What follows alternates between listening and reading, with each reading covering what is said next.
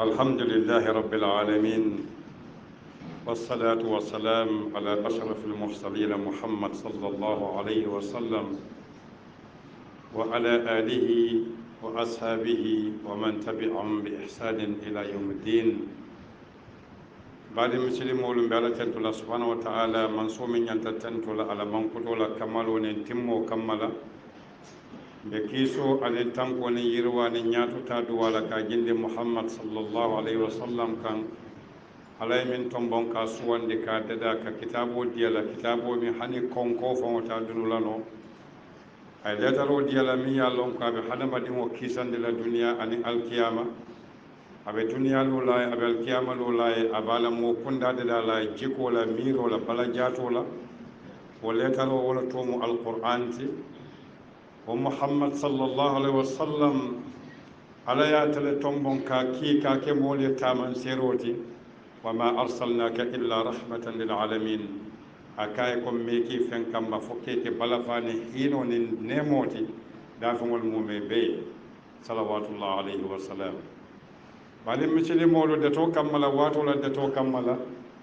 na kutubu bina wulinde min kamma wolom fende miya lon ko abe ngunuma kankana gambia dulal bema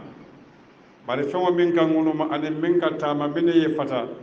min kan ngunuma mo jama buka ngunuma toje bari min ka tama molu ka do toje fenne ɓe ngunuma kan gambia kato fenne ya ñaatirin gambia min keta quartier fayoti politique o ɓe keerin politique o min to manque politique oti politique o min ya lon ko aɓe dandin hadamadiŋol folwota saayi nani misilime banko kan kato ni ko misilime banko ni ye muulu konte keme o keme e koye ko tankonon to nin luuluɓe nin diinole to wo banko to safono misilime banko para manke ko diine ɗum ken dolum mbiye balili hakola de mbe kañanta gambia yala de mom wala diino dunga kono yatamande ya topato koye bulala ñaami min ke kamin kili hadamadin walla sifatan fanso mandin kaɓe joola kan joolaɓe sarahulde kan sarahulde ɓe fula kan fula ɓe manjako kan manjako ɓe jo kan sifatan fanso tribalisme sanno mi ya lon ko mooli e ñaakasi buka kumala bara mamɓe fa wonna baluwo kono banku dantanɗe bi jee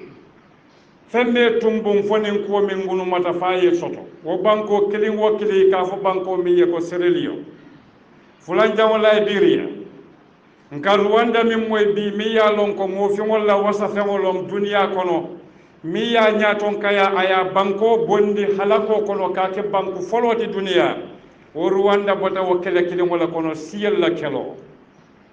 nko jang a botantol foŋo bala jan sayin sayin ivory coast wole bi je libya wole ya tumbum fenno mi ya lon ko miirolom aɓe mo dantanne kuŋo kono i ka fo ɗum mo jama fanan ka songo miirola i ka baara ila baluwo kono ka si fatan fanso ke a koto manke ka foy dala dolon ko si kariman beteya wala sikari mu jongolati wala sikarin tele dang aman dang wala akoto tambita wala le hani hadama dingo niye palaso dila banko kan ite tate badingol dammata ini mimbe sikilin yawol ke bala nyin kammala sete tankay law palaso to mu sifatan fansolati qur'an o man la fala islam o man la fala be diamula la bake aka ke nyaadile a façon mo minati aka mine sabu aka masibo min naati na bankol faalele duniya masibo malata bankol min to sayin sayin mo beya lonne femman wo masibo mala fo sifatan faso ntolu manke siyeti molu ñanta fahamulale gambiyaŋol manke siyeti gambiyaŋol mu cosaanol ni aada buŋol leti kontoŋol le ka tandila ite maariɓe muntole walatinna ni ko siyo a koto mu mineti siidula ni ko mandinko siidulale yake mandinkoti jeete kundankolu ndila tama diya ñawo ña ite lola jola koye konkonto mu jeeteleti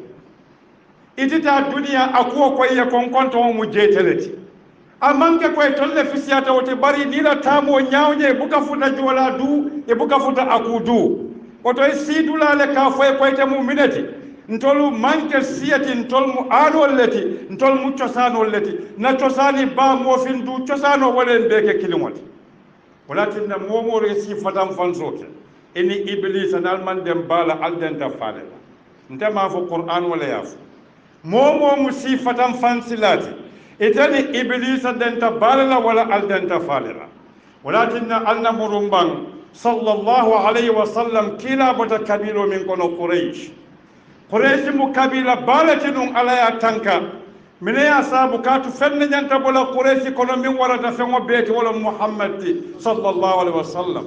ndol be ya lonne ko man saketo mo mu abrahati mo ne wulta kabita kaba tele otumo jalamo dambale biji ala yo bumo tanka ma tanka jin kammala ko jalamo aya tanka min kamma bimbe wala kono mobe kata wala kan katu ay ibrahima bali bulakaro wala kamma kata alla dino sabatindi kata alla damma batu bankoka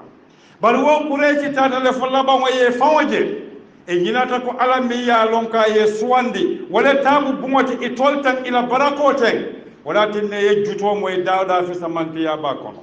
ala moy ay kureji bankutu nyami akonye wa iz ja'ala alladhina kafaru fi qulubihim alhimayya ako hamiyatul jahiliyya walatinna liye kando ke juso kono e konta mu mandin kala tinte mu jolal tinte mu fulal tinte mu sarahu lelti nte nyomoten qur'an wa yela wa kumum e juso kono aya bankutu jahiliya lela ku sabale be qur'an wa kono aya bankutu jahiliya bala walam akoy ko hamiyatul jahiliya akoy ko tabarrujul jahiliya akoy ko hukmul jahiliya jahili kitiyo muso fana min ka fango lankena masilo kan aya tola tabarruj al jahiliya abota je kitiyo min manki alala kitiyoti aya tola hukm al jahiliya nin kusa bo aya mankutu wala oto jumala muitati nisa fo kon telefisata sido abe ngunu makan na banko kambe deri gambien wol kuran trinde be gambien wala nya kaso anen diamu baliya na boyta mo beke diamu lati na be munuma kam mo be dey o man tota kelano man toti muhammad yaki minkum tadu qur'ano kole ko wal takun minkum umma yad'una ila alkhair wa ya'muruna bil ma'ruf wa yanhauna 'anil munkar man to minke dey mayno business amanke moyati hani be wali ya mayno business tigi ولكن هكذا توبالون فديامو سكالا كوجو بالون فرعون على ما حلك فنكا فصيفة فانسو قرآن ولا يافو ألتا قرآن ولا صورو كران إكافو صورو مية سورة القصص على آية كلم فو آية مورو على تلولو با على كمين فو أكو إن فرعون على في الأرض أكو فرعون يا فنور بانكو كان أي مولو تلان مصر ديمو علي جمع علي لونتا ومن مبالي إسرائيل براي ننتمل تاكي جرابكي تورا ألا ونريد أن نمن على الذين استضعفوا في الأرض ونجعلهم الأئمة ونجعلهم الوارثين أكونت على لفتك فندين سريا مولما يميل لنفندي تورا يدت بانكو كان كيكي نياتون كوتي كيكي بانكو كي تالات إجوزتا فيون فنا يدن إجوزتا فيون فنا يدن كاتي ما ددا إتمو جمالتي الله أكبر ita mu jumalati ni be fan wara lambol kan ita mu jumalati ni be fitino natila misil makunda alla mulu ala la kitabo kan soro mi ka fay ko suratul anfal aya mu wonni lulu mu wonni woro ala ko atol dankeliya molu ali danku ala la nin kila ni al kilifanna mi yalon ka kal balundi al salon ko ala la londo na la sembo abe bantam bel vinne hadama di wona sondo mo tema bari bal be ka fun nakata ala leka ako al salon ko fonan ko al sal fan tanka fitino sababola fitino na boyta abuka moma mi ya mala bara salon ko ala shadidul iqab ala yankan ka do dimita fitina bondela muna tinda mo ka sifatan fanso na banku dan tan ne fali tubabu du alkani jamani ni moyte alka jamani ni moy ali italy na dindi wal fale tata je walakin na jamanu wal karanta italy wal karanta italy mol man sake dole jamani maradi ka fa hitler adolf hitler atalla ta miro minna ko mota duniya min fisiyata jaman dimoti bari mine kata al jamani tumbunde Italy mo fundita je ka fa ko Mussolini alata ko itiyale mo nyolta dunia mine katala atumbunta ya ta fango fale ya den akumobe santa simobe santo fudi fatam fanso mambeti ya iblis la baro mo kanake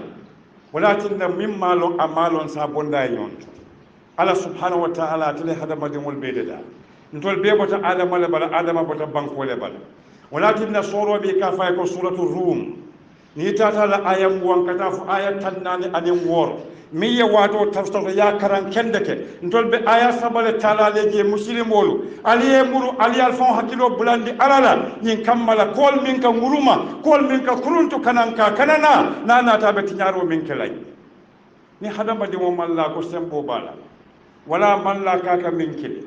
wala malla ko londo babolo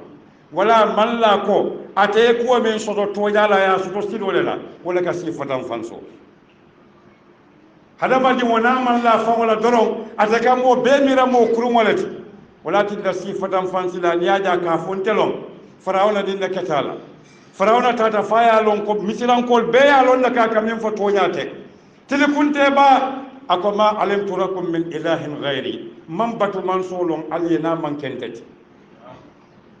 parce que alon ta bantale kullo bantale walakin na momo ya ka siso li pantemo ni nati amankati na mati abe baro le kana wala ba fala moli atem walati kadiya muy dala mo be sanol alnan sondo molu ku nyoye alnan sondo molu ku alay alnan sondo molu ku na bula muhammad noma alnan murum katu nimma murum masibole kana dumbe kula fola jambe alal tulolo jam banku ya lon ko ala ne matala imma ay petrol le soto banko duma imma damono le ba duma wa imma salwa le ba duma wa imma fammo fam ba duma na bankolu molu mankuni i folota ka sifatan fanso ke famol tema nin wonde mo folota ka funti kanyon ne fa sibul wo asala kilo to je wala kita bankol la min bedanti walakin na sifatan fanso mu ku jaw balati bari tol manke siyatin tol mu adol nin cosaan wolati sidulale ka fay koyta munin nati ni tata Sweden isa jete kundan ko traje suudi sole mati kadu na ko to kel tata jele muso futu bari jete kundan kolom sidulale yake munti america betenne dula bebe tenne bari ite mine ya tinna ite be findi nin ka sulwa fonte kam man nin ka kawofu ne mune ba tinna lan tol be ñom fatan fansila nim man diamu mo bukalon na diamo ya tandile kombota adol le kono wa adol la fato man tinna ko ndol fisiyata ñontile wallahi londen ta ya muslima ya amam bek ni muslimo mal londo suta manni ñamulu njawyatal wallahi amulu njawyatal misilimoolu siyata bari londo nasita mool kono te banna sembo te banna moolu te banna bari londo tije londo be damin kunimo ka ke wala to kunimo be damin mo ka kubeto dammaleki bari ntol kata nyami ate bennano ntol fongo nimbe ala danika ngafu ala ele ko iyyaka na'budu wa iyyaka nasta'in mbukafu ala ele ko iyyaka a'budu wa iyyaka asta'in ibuka fay ko ala ndake dam malakili ndake dam malaje margini bari ka fo mo be tolela ika faale ko iyyaka ita ala damma nasta'inu ntolu be ke tele de margini min ka o duwa ke ita ke bandi ibadi mo ika fo tele fisiyatati ika dol mankutu joyala ika dol mankutu kurungola ika dol mankutu la mi hadi be wol te ñom mankutu la oto si fatam fal so be nguluma kan gambi min kana fitinolo walakin na fengo bebeti yata mo fengo ma fo politiko mo fengo e politiko ke balura walati o tumo politiko mo silol ti kata ne moka bari briya ke balura wati doron akate bulu fitinoti fengo fen ni ma do kunda yanta do kula nyami akayele malaike fitinoti ayi fengo to bo jamano le ko walakin Allah ta hanimi ngo soro bi ka fa suratul rum mene ka si fatam falso ke ali tulolo ala laba e ka fo soro mi rum ala ayam won kata mo wonni wor ala mo be ayo min tombon naji qur'ano ko wa min ayatihi ala lakawa ko ala dalilo ko man solo mi yadaro ako an khalaqakum ayatul mumida munna min turabin bankolela ako summa wa qala idha antum basharun tantashirun ako be ko la alnata ke hadama dingol ti albe jangal ka do keta fimmati do keta koy mati muni atinna do koyta do finta wa manke ka fo ko talin ngolom ala fawade ya fo ala kitabo kono ika fo soro mi suratul fatir ay hadama dingol ni dafamol da nyami ala ayam wonni woro wala ala tulolo ala ka dafamol fo nyami hadama dingol kam tala ko tubo be nyami modo la ta tubo la kola min buluta do la ta wuleri wala do la ta nete mun kola hadama dingol jato ko tubo la bije wo tubo be mabori hadama dingol la sodar wala kono di hormones walla kete la kola dile be balurin dal alaya tombon birin lum falo min ayede da oto hadama dingol ye sifatam fan so ke ala le soso e ka faale koy manyana nin dedala ndela fi siyata to manke kubara kamati abe siyaka gambia kono abe siyaka gambia kono nyaka so ketala be fitino malalale naya mala dimba buka fa fo ni mo wuli wulol fata ni mol fata fo la bon wol batata nyom fala wato la kalo na dantero kele bankol la taman zero be dabi politiko man jar kanyom beku politiko man jar kanyon tinya politiko mu ko minti wala mola baro afoban ala bara bele ya wofo bara mankuto na jato na la dambe na la kunda tuje ni koy kana fitino man walakinna nko soro mi ka fa suratul fath soro mi ya tande ko muhammad sallallahu alaihi wasallam abe makayel la ala ni jahiliya la ni jusu kandiba kek juso kandindi ko ke muni si kari lek ya moy manto la manto fentabul fanya don ne babul walakinna manto le sorota yahudul e ka fo mo le ko nyaadi e ka fa ya ko lan tadkhulul janna illa man kana huda aw nasara mota dunna arjano kono fo min ben tolla dino to yahudo wala nasara ala koye ko toña ten nin toña mo munatin nan kaliyan kankati alla junube barola toña ten ila bara kendole be dundela arjana ala la junube kafaro kan ila bara kurumo ala la balafa ka wala be dundela dimbako oto musilme kunda si fatam fanso manke banko toti walakin na qur'anu murunte ka fo soro mi suratul hujurat aya killing aya fula aya woro aya tandin kilin aya tandin fula aya tandin saba aya lulu kono qur'an way muslimol la balunya landay bari muslimol la ko la balafa min kante fongo balafa bake muslimolu malon ko fon qur'an o mo kitabol ti nyanta balula min muslimol ta tubabu kan be fo duniya kono france kan jaman russia ba misilimo man qur'an wa kitabo di fo nabe salwala ba karanka wala almamu ko ma ba karanka din kitabo e balunya la dina nin kitabo la ayatan anin tandin kinin jaw hay woda ma fo ngoy wasale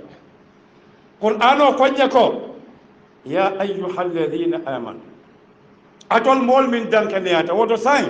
ifan konte bante dankaniyata le fonta man dankaniyata kadu qur'an o buka diyamu moy mimman lala baraka diyamu hadama dingol yele nabe nemo dila hadama dingol la barnabe diyamu la dino la ka diyamu minala ya ayyuhalladhina amanu atol min dankeneyata ako la yaskhar qaumun min qaum ako mo kana jutu mola agata musuti agata keti la yaskhar qaumun min qaum ako mo kana jutu mola e jutu ala adola e jutu afaola ye jutu ala moyala ye jutu ala kundala ye jutu ala dambela ye jutu fango o mari fango e dendi ko min dum junubola ako wala nisa'un min nisa ako musu kana jutu musula ako mun ya sabu ako doba to ite kamire ka jutu minna wala fisiyateti Allahu akbar braye bandi ala moy qur'ano kamin fo ako wala talmizu anfusakum Allahu akbar wala talmizu anfusakum alkanal famol ngaybe atol muslimul alkanal famol ngaybe katu jannabe futalani ayota koyle ko innamal mu'minuna ikhwa fa aslihu bayna akhwaykum famol ka fo muslimul mo bade mollet hadi mo bante mare sema be ala bade to eduwaye wo muslime badi ya yarafa danta da kalo da malla mantala sondo moden baro kono katuna bijente dem barul kelan kami ako wala tanabazu bil alqab alkana yonkili to jawla ako bi'sa ismul fusuq ba'da al iman ako mankutu jawlu ka yonkili mankutu jawla jawyata bakele ayatinna fam mola moya tiñatale ako ba'da al iman ila dum islam ko no kola sai ite betar la musulma ya kono nyaadi de ka fo ko jete kundanko ite jete kundanko ka fo drame kundanko ite mo fuure ite man baraka ibo fola nyaadi drame kundanko ko jete kundanko ko imam baraka ite mo ma fo sanawu ya bundalla mbe minna mimbe dendin ka sifatan fanso ke nyon tema sifatan fanso manke ko baraka mati ya moy momo la mari jututa fangol la wala tinna ka jutu mola momi ya fango bunya buka modo jutu no wala tinna iblisa atala jutu atala mu fango be jutu fangoti wala tinna bra jututa fango la akaka jutu adama ala kay ko te jutu la ni da fango la ala ya bay ala nemo ko oto momo ka jutu molo la e ka molo doya ila dambelo ila kabilol ka to qur'ano murunta sura kele ngote ka fo mi suratul hujurat ala tulolo bat brinani ayo min karan kon kana jutu nyonna bara ko wa man lam yatub ako momin ka molu kilini mankutu jawla ni man tubi ako fa ulaika humuz zalimun ako wollom fanto nyarlat oto na media na campaignol nde ko kula alna hakilo tuje kakala jon tokili jawla aman jarala kato ala kon kanaki oto muslimol alna muru ala la kitabu kamba ni wakata domba moyla inshallah. الحمد لله رب العالمين والصلاة والسلام على محمد صلى الله عليه وسلم بعد مسلم على بتجا كونيكو يا أيها الذين آمنوا أكو أتول دانك يا مول اجتنبوا كثيرا من الظن على الفن جنفن جيكي جاول جيكي جاو موما إن بعد ظن إثم أكو جيكو دو بيجي جنوبولا ولا تجسسوا أككلا نيون وست ولا يغتب بعضكم بعض دول ككلا نيون كوما atu ko ma kumarla aya misale min la mosubu domola oto buwa ya rafa mosubu domola mu ko ma kumarla let bari aya tannen sabon ka wala bandi jang ala moy bar akonya ko ya ayyuhan nasu ama fonya ko ya ayyuhal ladina amanu abe diamu kam molu bele ako inna khalaqnakum toliyal dedale min dhakarin kela wa unsani muso wa ja'alnakum nalke qaba'ila kabilul shu'uban moluti wa qaba'il anin kabilul gambiyaŋol bee mu gambiyaŋ moolu le ti bari moomoo la kunda ite mu kabiilo le ti bari a moye ka kumoo sorondaa miŋ a ko inna akramakum inda allah a ko miŋ buuñaata atol bee kono ante ala ya atqaakum miŋ ka faŋ tankante ala la yamal soosoo la miŋ ka moolu tankandi a maari la baaroo la oton senin lon ko ala man sola ila ke kunda kariti fo natara ite bulata ala noma fo natara ite mol tanka idala ila ganiye ila barola nim fo dal jan safo ko ala ma ala beke kuma kendo moylati ala ma ala bulala silo noma ala ma sawante furul ala junuba kafaro keye ala ma ala fitino sababu sunu fitino sababu boka sununo fo fitina kela liya sunundi o te kela no fo ni misilimol be diamoke kayamaro ke ku kendola ka fotandiro ke ku jawla ala ma ala salol muta ay na duwal muta ay jahajol jara ay jata kende adi wa sallallahu ala sayidina muhammad wa ala alihi wa sahabati ajma'in qumu ila salati ibadallah yarhamukumullah.